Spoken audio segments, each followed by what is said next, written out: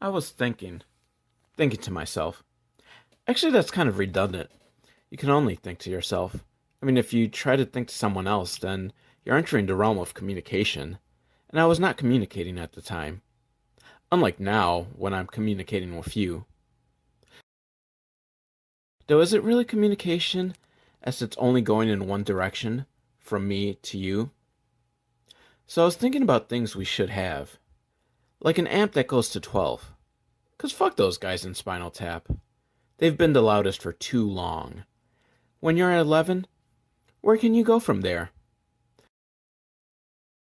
Well, I'm going one step further. I'm gonna go to 12. Well, obviously not right now. Said amp does not exist.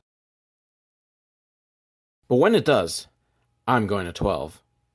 But only if I don't have a headache that day. Then I got to thinking about how we need something to make unwanted erections go away. Some sort of anti-Viagra. Awkward boners can be very inconvenient. The women don't know, but the little boys understand. I'm a virile gentleman. My dick is stiff for 72% of the day. I'm asleep for 46% of the day, and sexual activities account for about 0.0005% of the day. So really, it's only 25.9995% of the day that I have to worry about. But still, that's a lot. I was in the gym the other day, changing in the locker room at full mast when this homophobic jock confronted me. I used the term homophobic, but really he didn't have a fear of all gays, only one. Himself. He could not cope with these feelings he held inside, so he had to take it out on others. Thinking my diamond cutter was a proposition, he decided to lash out at me.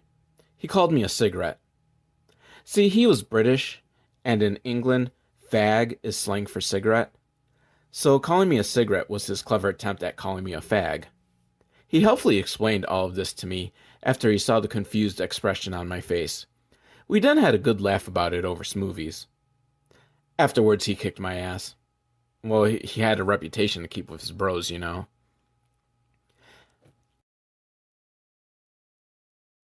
I was in church, and the priest was doing that thing where he shakes everyone's hand because he's an asshole who doesn't take into consideration who among us might be a germaphobe.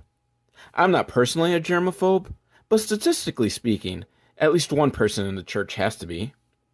So the priest gets to my row, and he sees my Kirsten Dunst poking out. By the way, did you know that Kirsten Dunst is slang for erection? It's true. Look it up on the Urban Dictionary.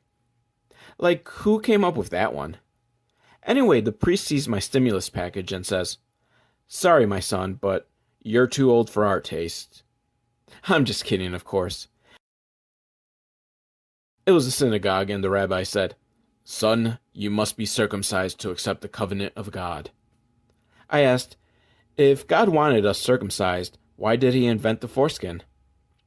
The rabbi then said, "Get the fuck out of here, you heathen anteater." Such unbecoming language from a holy man.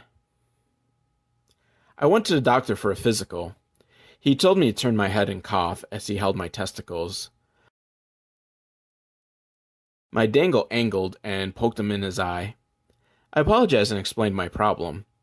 He went to lend me a sympathetic ear, but I ended up poking him there too. He asked if I tried thinking about baseball to help it go down. I told him that I had, but it only led me having uncontrollable orgasms at the sight of Mike Piazza's face. So the doctor told me about a colleague of his that was working on an experimental medication that could help with my particular situation. There was just one caveat. My insurance wouldn't cover it. So my meat wrench and I robbed a bank. That's undoubtedly a more interesting story than the one I'm telling now, but it'll have to wait for another time.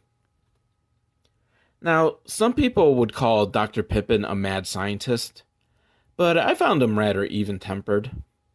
He was also lead guitarist for Asylum, the only Kiss cover band to not wear makeup, and perform songs exclusively from the Bruce Kulick era. Dr. Pippin asked if I was a camper, because I was pitching so many tents in his office. It was a good icebreaker. He told me he was working on a pill that would soften erections, a sort of anti-Viagra. I told him that I was just thinking to myself that we needed a pill like that. He said, "Of course you thought it to yourself.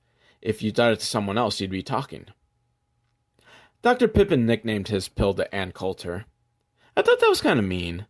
Just because someone doesn't fit the traditional definitions of beauty, that doesn't make it right to say they're so ugly that they're an erection killer. But Dr. Pippin explained that it was Coulter's abhorrent personality that killed the erections, and I was cool with that.